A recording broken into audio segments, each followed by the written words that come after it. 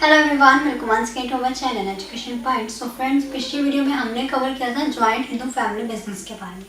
सो आज के इस वीडियो में हम नेक्स्ट टाइप पढ़ेंगे, नेक्स्ट फॉर्म ऑफ बिजनेस पढ़ेंगे। वो कौन सी है? पार्टनरशिप। सो पार्टनरशिप क्या थी, अब हम इसका बेसिक थोड़ा पढ़ लेते हैं। पार्टनरशिप क्या होती है कि जहाँ पर कुछ पर्सन है, फॉर एग्जाम्पल ये 4 फ्रेंड्स हैं, ठीक है, इन्होंने कोई बिजनेस स्टार्ट करने के बारे में सोचा है। अब इनका रिलेशन क्या है बीच में? ये क्या है? फ्रेंड्स हैं। कोई बिजनेस स्टार्ट करना चाहते हैं तो ये मिलके स्टार्ट करना चाहते हैं, तो ये क्या हो गया? ये होगी पार्टनरशिप। सो ये पार्टनर्स हैं, बिजनेस को स्टार्ट करने के लिए क्या बन जाते हैं? पार्टनरशिप हो जाती है। इसमें कुछ एग्रीमेंट्स होते हैं। पार्टनरशिप यानी कि कुछ एग्रीमेंट के साथ कुछ उसने बिजनेस स्टार्ट किया है। पढ़ते हैं इसकी डेफिनेशन। Indian partnership act 1932। अगर हम पार्टनरशिप की बात करें तो किसके अंदर मेंशन किया गया है? किस एक्ट के अंदर? एक्ट 1932 के अंदर इसको मेंशन किया गया है। समझते हैं पार्टनरशिप की इस डेफिनेशन से कि क्या होती है partnership. So the relation between person who have agreed to share the profit. अब यहाँ पर क्या है? किसी भी पर्सन यानी कि अगर ये पर्सन है, बिजनेस स्टार्ट करना चाहते हैं, इनमें रिलेशन क्या है? एक फ्रेंड्स वाला रिलेशन है। क्या है? चारों फ्रेंड्स है। इनमें क्या हुआ? यहाँ पर एग्रीमेंट हुआ है। सो यहाँ पर क्या है? एग्रीमेंट किया। एग्रीमेंट में उन्होंने सबसे पहले प्रॉफिट्स के बारे में मेंशन कर दिया कि बिजनेस में जो प्रॉफिट्स होंगे, एग्रीमेंट क्या होता है? उसमें टर्म्स एंड कंडीशन लिखी होती है, कोई ऐसे जो रूल्स बनाए होते हैं वो सब उसमें मेंशन किया होता है। तो यहाँ पे एग्रीमेंट में सबसे पहले पॉइंट क्या आता है कि अगर बिजनेस में कोई प्रॉफिट होता है तो वो शेयर किया जाएगा हम सब में, ठीक है। उसी के बाद यहाँ पे प्रॉफिट तो कवर हो गया, कैरी ऑन बाय ऑल, ठीक है। अगर ये सभी लोग बिजनेस चला रहे हैं, बिजनेस में बराबर के जो है पार्टनर्स बन चुके हैं, इनका प्रॉफिट लॉस सब में इक्वली जो है डिस्ट्रीब्यूट होने वाला है।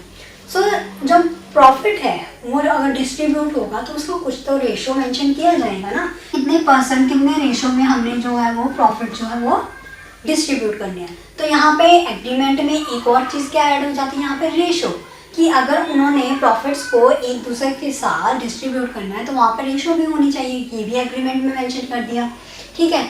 अब यहाँ पे बताया है कैरिड ऑन बाय ऑल।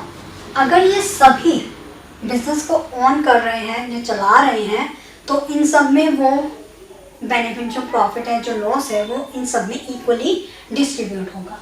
लेकिन और यहाँ पर अगला पॉइंट क्या है? और एनी वन ऑफ देम, यानी कि अगर इन सब में कोई एक पर्सन भी किसी चीज़ को चलाता है, फॉर एग्जाम्पल ये 3 पर्सन किसी वजह से बिजनेस को रन नहीं कर पा रहे हैं या फिर डिसीजन नहीं ले पा रहे हैं, एक ही पर्सन आया है, उसी ने डिसीजन लिया है, एक ही पार्टनर ने कोई डिसीजन ले लिया है, अगर उस डिसीजन से उसको कोई प्रॉफिट हो रहा है या फिर लॉस हो रहा है, तो उस केस में इन सभी को उसका इक्वली ही पार्ट मिलेगा।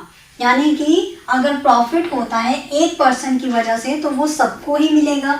ऐसा नहीं है कि इस पर्सन की वजह से वो प्रॉफिट मिला है तो उसी पार्टनर को वो सारा प्रॉफिट जाएगा, जी नहीं। अगर पार्टनर्स हैं तो वो इक्वली जाएगा, चाहे वहाँ पर एक प्रेजेंट हो, 2 प्रेजेंट हो, लेकिन वो इक्वली डिस्ट्रीब्यूट होगा। इन केस अगर वहाँ पे लॉस हो जाता है, उनको किसी डिसीजन से लॉस हो गया है, तो उस केस में वो लॉस भी इन सभी में इक्वली डिस्ट्रीब्यूट होगा। तब भी ये चीज़ नहीं मानी जाएगी कि उसका डिसीजन था, उसने लिया था, उसने अकेले में ये लिया था, तो उसी को ये सब बेयर करना पड़ेगा। तो ये इक्वली बेयर किया जाएगा, रिस्क भी और प्रॉफिट भी।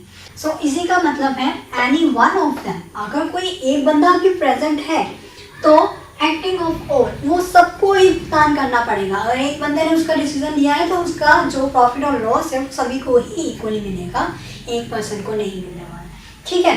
सो अगर चाहे एक पर्सन चला रहा है या फिर एक पर्सन नहीं आया है, 3 पर्सन आए हैं, तो उस केस में भी इक्वली ही डिस्ट्रीब्यूट होगा, चाहे प्रॉफिट होगा चाहे लॉस होगा। क्लियर? सो ये मतलब होता है, ये सारा केस में मेंशन होता है, हमारे एग्रीमेंट में मेंशन होता है कि प्रॉफिट कितना होना चाहिए, कितने रेशो में होना चाहिए, लॉस किस में डिस्ट्रीब्यूट होगा, कितने टाइम के लिए होगा। तो ये सारा कुछ हमारे किसमें एग्रीमेंट में मेंशन होता है। तो ये एक एग्रीमेंट किया जाता है किसमें? पार्टनर्स के बीच में, किसी भी बिजनेस को स्टार्ट करने के लिए, जिसे हम बोलते हैं पार्टनरशिप। क्लियर? अब हम बात कर लेते हैं इसके फीचर्स के बारे में। फॉर्मेशन की बात करते हैं। फॉर्मेशन जब हमने करनी है तो यहाँ पे 2 से ज़्यादा पर्सन होने चाहिए तभी हम क्या कर सकते हैं, किसी भी पार्टनरशिप बिजनेस को स्टार्ट कर सकते हैं। एक सिंगल पर्सन तो पार्टनर तो भैया है नहीं, वो तो सोल प्रोप्राइटर बन जाएगा, ठीक है। तो अगर हम पार्टनरशिप की बात कर रहे हैं तो वहाँ पर 1 से लेके 100 तक भी मेंबर्स बन सकते हैं किसी भी बिजनेस को स्टार्ट करने के लिए। सो फॉर्मेशन तो ईजी है इसकी। सेकंड पॉइंट है यहाँ पे कंट्रोल। सो कंट्रोल कैसे, कंट्रोल तो अब देखो 4 पर्सन है, 4 मेंबर्स है, 4 पार्टनर्स बने हैं, तो यहाँ पर जो कंट्रोल होगा वो म्यूचुअली होगा, म्यूचुअल कंट्रोल होगा, ज्वाइंट कंट्रोल होगा, ठीक है। सभी का इक्वल राइट होगा, डिसीजन होगा तो इक्वल होगा, ठीक है। तो कोई एक पर्सन जो है वो डिसीजन नहीं ले सकता, इन केस अगर वहाँ पे प्रेजेंट ना हो तब वो कंडीशन लाई करते हैं, अदरवाइज इक्वली जो है वो डिस्ट्रीब्यूशन होता है किसी भी डिसीजन को लेने के लिए। उसके बाद आती है लाइबिलिटी। तो अगर हम लाइबिलिटी की बात करते हैं तो लाइबिलिटी इसकी क्या है, अनलिमिटेड, ठीक है जी। इसकी लाइबिलिटी भी क्या है, अनलिमिटेड है, क्योंकि 4 मेंबर्स है, 4 पार्टनर्स हैं।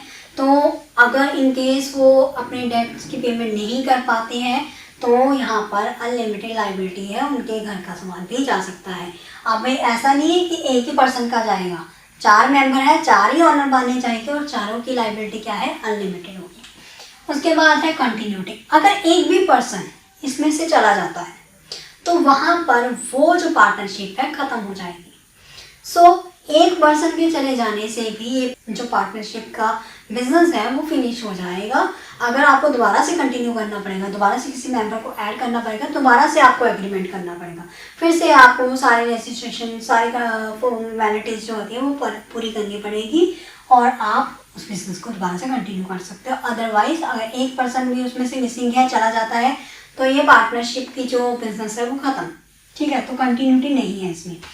सो इसके बाद आप बात करते हैं risk bearing. Risk obviously 4 person है, 4 पार्टनर है, तो रिस्क भी इनका, प्रॉफिट भी इनका, ठीक है।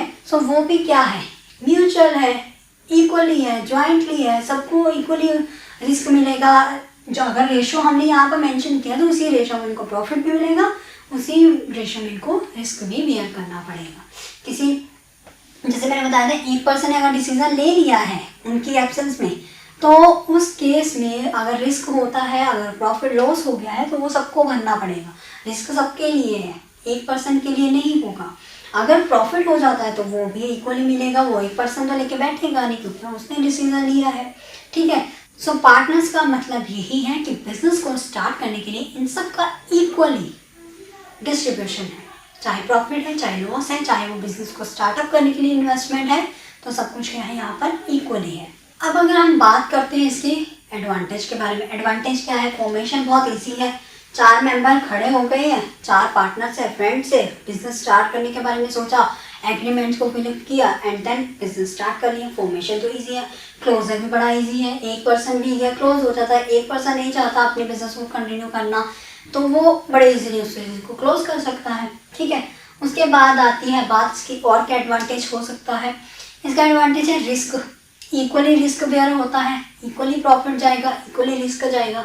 सो नेक्स्ट बात आती है यहाँ पे बैलेंसिंग डिसीजन मेकिंग। सो अगर 4 पार्टनर्स हैं तो इसमें डिसीजन क्या होगा, बैलेंसिंग होगा। इन सबके एग्री होने के बाद ही किसी चीज़ का डिसीजन लिया जाएगा। सो बैलेंसिंग क्या है यहाँ पर, decision making. So next point इसका एडवांटेज क्या है, मोर फंड्स। मोर फंड्स इस तरह से 4 मेंबर्स है, एक पर्सन भी फंड्स डालेगा तो उसका ज़्यादा फंड्स हो जाएंगे, है ना। तो यहाँ पर मोर फंड्स हैं। इसी के साथ शेयरिंग रिस्क है। शेयरिंग किस तरह से, अब 4 मेंबर्स है, कोई रिस्क हो जाता है तो इक्वली डिस्ट्रीब्यूट होगा, रिस्क जो है बड़े इजीली 4 में डिवाइड हो जाएगा। तो ये कुछ एडवांटेज है, लेकिन इसी के साथ इसके डिसएडवांटेज भी है। सबसे पहला डिसएडवांटेज क्या हो सकता है इसमें, डिस्प्यूट्स। सो अगर ये 4 मेंबर्स हैं, 4 पार्टनर्स हैं, तो ऑब्वियसली किसी की राय नहीं मिलती, किसी के आइडियाज़ नहीं मिलते, किसी के डिसीजन से कोई एग्री नहीं कर रहा, तो उस चीज़ में इनके क्या होता है, डिस्प्यूट शुरू हो जाएंगे, इनके कन्फ्लिक्शन शुरू हो जाएगी, ठीक है। तो ये एक डिसएडवांटेज है। सो यहाँ पर लिमिटेड रिसोर्स है। सो 4 मेंबर्स हैं, कितनी का अपने रिसोर्सेज लगा सकते हैं, तो यहाँ पर क्या है, लिमिटेड रिसोर्सेज हैं। इसी के साथ नेक्स्ट हमारा पॉइंट क्या आ सकता है यहाँ पर, लाइबिलिटी। लाइबिलिटी क्या है यहाँ पे, अनलिमिटेड है। सो यहाँ पर उनकी पर्सनल प्रॉपर्टी भी जा सकती है अगर कोई ऐसी लॉस हो जाता है, क्लियर। सो नेक्स्ट इसका डीमेरिट क्या है, कंटिन्यूटी। एक ही पर्सन अगर निकल जाता है, एक पर्सन का यहाँ से निकल गया, तो वो एग्रीमेंट नहीं रहेगा, क्योंकि वहाँ पर 4 पर्सन का एग्रीमेंट हुआ है, 4 पर्सन पार्टनरशिप हुई है, 4 पर्सन में पार्टनरशिप हुई है। तो उस टाइम पे क्या है, वो एग्रीमेंट ख़त्म, क्योंकि एक पर्सन भी उसमें से मिसिंग हो गया। तो ये क्या है, एक डिसएडवांटेज ही है। सो आई होप आपको समझ में आ गई पार्टनरशिप क्या होती है। अगर आपको इसमें कोई डाउट हो तो नीचे कमेंट बॉक्स पे कमेंट करके ज़रूर बताएं। सो पार्टनरशिप का टॉपिक यहाँ पे ख़त्म नहीं होता है। पार्टनरशिप में हमारे पास क्या क्या होती है, यहाँ पे पार्टनर्स की टाइप्स भी होती हैं, ठीक है, टाइप्स ऑफ पार्टनर्स भी होती हैं। उसके बाद टाइप्स ऑफ पार्टनरशिप्स भी होती हैं, देन पार्टनरशिप डेट्स भी होती हैं। तो इसके बारे में हम वन बाय वन डिस्कस करेंगे, क्या होती हैं इन सबके बारे, types of partner, types of partnership and partnership deeds क्या होती हैं। सो वन बाय वन इसको भी कवर करेंगे। ये टॉपिक सबसे बड़ा है एंड इसके बहुत ज़्यादा चांसेस होते हैं एग्ज़ाम में आने के। सो अगर आपको ये समझ में आया हो तो इस वीडियो को लाइक करें, शेयर करें और इस चैनल को सब्सक्राइब करना ना भूलें। Thank you so much for today.